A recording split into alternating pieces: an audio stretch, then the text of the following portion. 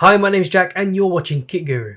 In today's video I'm taking a look at the Edifier Hecate GX high-res gaming headset. And yes, this does look like it's taken directly from a Hollywood sci-fi movie. Edifier's Hecate range is aimed purely at gamers, and pretty much all of their products have this futuristic style aesthetic, which really sets them apart from most other gaming products. This is actually one of Edifier's more expensive gaming headsets, coming in at around £75. The sample that I have is the silver model, but you can also get this in a red and gold, which has a kind of Iron Man vibe to it. So my typical day-to-day headset is the Sennheiser 599. Now this is a headset aimed more towards music than gamers, but it sets a pretty good benchmark to test this headset against. So this headset does have some pretty exciting features like 50mm titanium diaphragm drivers for great audio quality. It also has high-res certification, and that means that the headset can support 96kHz at 24-bit output, so you can listen to lossless audio files at their full quality. The headset also has ENC, which is environmental noise cancellation, built into the headset, which in theory should block out external noises to help you stay focused in games. This headset has no software. All of the controls for the RGB, for the audio settings, it's all built into the headset. So it's very basic in terms of customization. Now, whether or not you'll notice the high-res status of this headset compared to other headsets is going to be completely down to personal preference. And in this video, I'll be discussing whether or not these features are just marketing buzzwords or whether or not this headset actually does sound really good. So the headset comes shipped in a fairly standard box, although we do get some nice foiled elements. For me, this kind of attention to detail does make the product feel a little bit more expensive and thought about compared to cheaper packaging options. The box does also feature pretty much all the information you're going to need about the headset, as well as what's included inside. So opening the box up, we have an unbranded black box that contains the headset and the accessories. The cables and manual can be found in this little box on the right hand side of the headset, and inside you'll find the manual, a USB-C to USB-C cable that's 1.3 meters long, a USB-C to USB-A cable that's 2 meters long, and a gold-plated 3.5mm cable that's 1.2 meters long. I find it a bit strange that all of the cables are a completely different length, and I'm assuming this is because Edifier said, hey, you're probably going to use the 3.5mm with your phone, and you're probably going to use the USB with your computer, but that's not necessarily the case. I'd probably rather have had a longer 3.5mm cable than what's included. I also find it slightly strange that it's only the 3.5mm cable that's braided and gold-plated. The USB cables, they were just like, nah, don't worry about those. People don't care about USB cables, we'll just give them a good 3.5mm cable. Come on, most people are going to be using this headset with their computers. Why couldn't we get a braided cable that's gold plated for USB? I don't know, but it is what it is. So this headset is plug and play and should work with pretty much any device, PCs, games consoles, mobile phones. However, there is a slight catch. If you use the 3.5mm cable, you can't use the extendable microphone, you can't use the RGB functions. Pretty much all of the features built into the headset are unusable when using 3.5mm. But if you do need a microphone, luckily the 3.5mm cable does come with an inline microphone. It also has a little button on it that starts and stops playback. So here's a quick test of that inline microphone.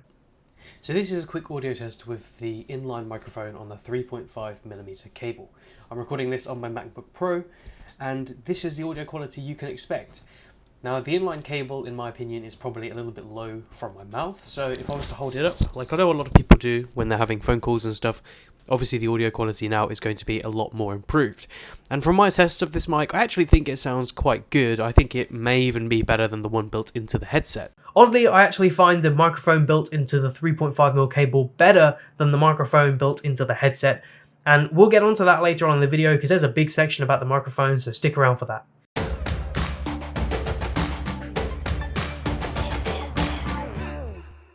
So one thing I did notice when using 3.5mm when testing this headset is that the audio quality definitely isn't as loud or as clear compared to when using USB.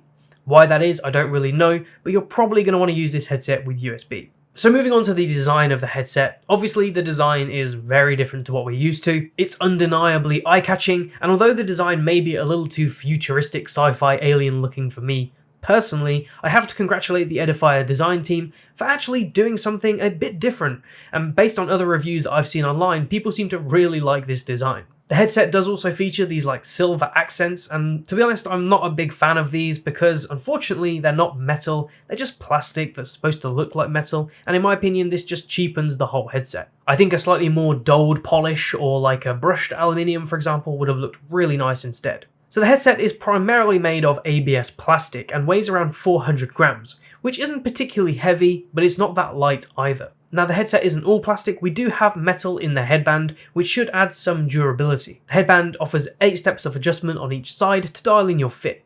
I also like the fact that the different steps are numbered as well, so it's easier to match both sides of the headset. And on the headband, we have the Hecate logo across the top. For cushioning on the headband, we have some soft foam, which is covered by leatherette. Honestly, I've worn these for like 8 hours plus straight and had no issues with comfort. And that's great, especially when you take into consideration the weight. Moving on to the ear cups, we have the L and R printed inside, just in case you forget which way around this goes. Both ear cups feature vertical adjustment, but no lateral rotation, which could lead to discomfort. Now I'm actually a glasses wearer, and I've had no issues with my glasses like digging into my head or anything like that when using this headset, so in all it's been a really good experience. The ear cups do feature memory foam, which is again coated with that leatherette that we have in the headband.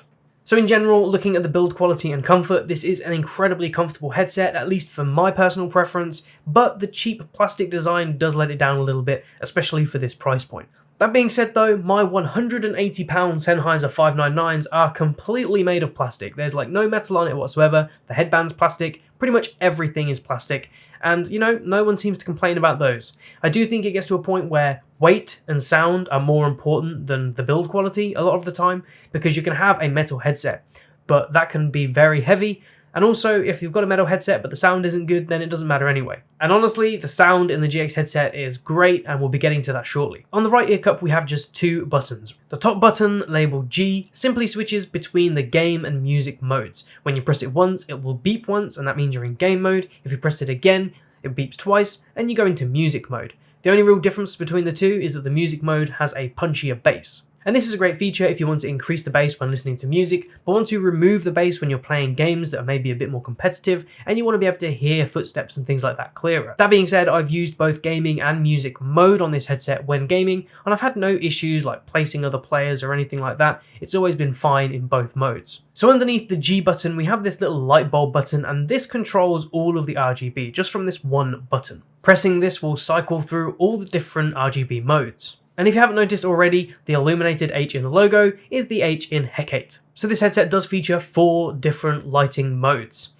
Static, breathing, fading, cycle, and for those of you who prefer a more minimal style, thankfully we can just turn the RGB off entirely. The headset does feature 8 different RGB lights, but one of them is in the microphone. And it's nice that all of the lights in the headset synchronize with the light in the microphone, but I've got to say, I find that light in the microphone super distracting. It's down there in the bottom left, and I can see it all the time when I'm gaming or when I'm using the headset for anything else. I don't use it anyway, and there's a pretty big reason for that, and we'll be getting to the microphone test soon. So I just either tuck it away completely because I don't want to see it, or I just turn off the RGB entirely on the headset. Disappointingly, the headset also only features 4 different colours: blue, red, green, and pink. Now I don't know why we couldn't get orange or purple or anything like that. It just feels weird that there's only 4 colours on this headset when it's advertised as having RGB, and most people associate RGB with like loads of different colours that you can choose from to really customise the headset.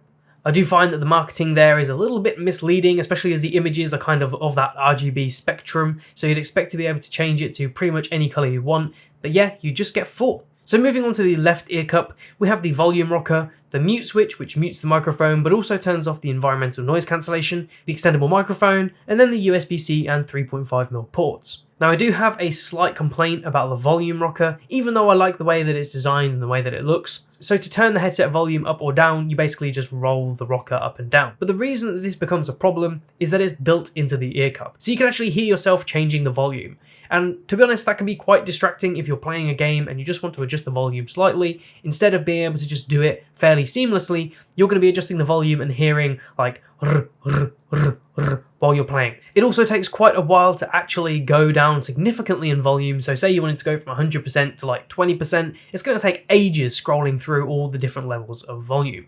So let's get onto that microphone that I've kind of touched on throughout this video. So the microphone in the headset is a retractable microphone, and this can be pulled out in front of your mouth and stored away when you're not using it. It's pretty bendy as well, which is nice, so you can easily move it out of the way if you don't want to use it without retracting it fully. But one thing I noticed about the microphone is it doesn't really extend close enough to my mouth. Most microphones go kind of in front of you here, right? So that's the best optimum position for audio quality. But this microphone for some reason is off slightly to the left, and it just doesn't pick up audio that well. And here's a quick mic test. So here's a quick audio test from the headset's built-in microphone, and yeah, it's just not great. Now what surprised me is that Christina did a review of the Edifier G2 headset, and you can check that out on the Kit Guru YouTube channel. Now that headset is cheaper than this one, but that microphone was really good. So I don't really know why this one's so quiet. And as I mentioned, this is 100% in Windows. This is the loudest this microphone can get. Now obviously I can boost this audio in Premiere, and now there's a lot more gain, and it's just not going to sound that good.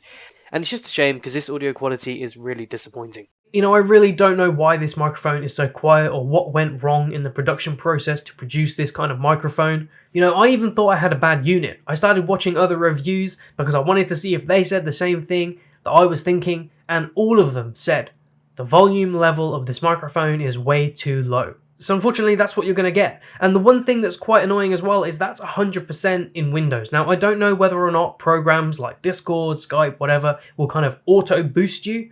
They might do, but all that's going to do is cause issues with the actual quality of the audio. And if they don't, then people are going to really struggle to hear you.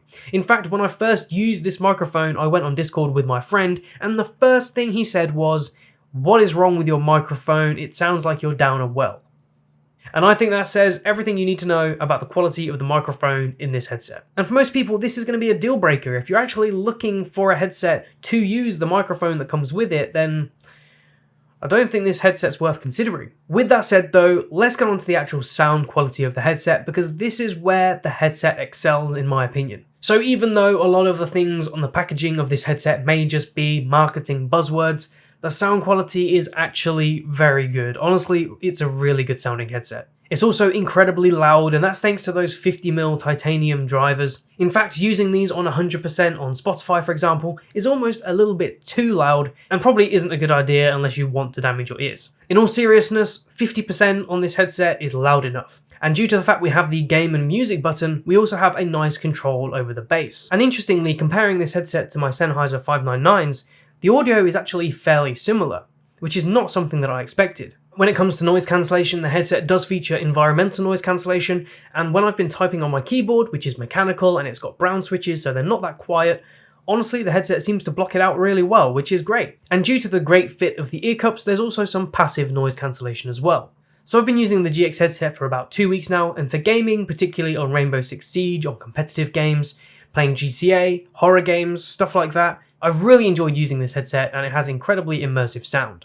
We've got pleasing highs and mids with nice crisp sound, and the bass isn't too overpowering, which is something you do get in a lot of gaming headsets, and I don't really understand that. It's like they've got something to prove just putting in a load of bass, but honestly, bass isn't always that good, and this headset is really nicely balanced. But these aren't just good for gaming. Music, TV shows, movies, everything sounds really good with this headset. And the one thing that I've noticed is that voices are incredibly clear. Whether or not that's on Discord or watching a TV show, voices sound really full and strong and just sound great.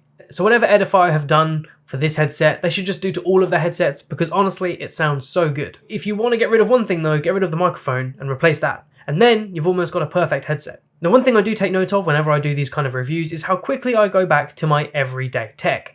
Now, with this headset, I've actually not gone back to my Sennheisers at all. They're basically just back there collecting dust. I'm still using the GX headset every day. And that's a great sign. It means that I actually really enjoy using the headset. With that said though, I do have a professional microphone, the Rode NT1A, which is right in front of me. And I use that for gaming, I use it for Discord, I use it for everything. And if I had to rely on the microphone built into the headset, well, I just wouldn't use it. The microphone on this headset is just inexplicably bad. And with that in mind, I find this headset actually quite hard to recommend to someone who may be looking for an all-in-one headset for sound and a microphone, because it's just not good. And in a way, I just don't really know how this product got off the production line and someone said, yeah, that's good, because I'd have said, hey, you know, we've made a great sounding headset, but that microphone, that is really not good. Like, what is the point of that? And I understand that maybe Edifier thought to themselves, well, most people have, you know, a podcasting mic. Most people will be using professional stuff, but not everyone does. And I think that the microphone is the biggest letdown of the product, hands down. Really, it's going to be down to you. If you need a headset that's got a microphone, then I don't know if I can recommend this headset. If you need a headset purely for the sound and you plan to use a professional microphone, or you have some other kind of solution for a microphone, then I think I can recommend this headset, because based purely on the sound, it is superb. But that microphone is just...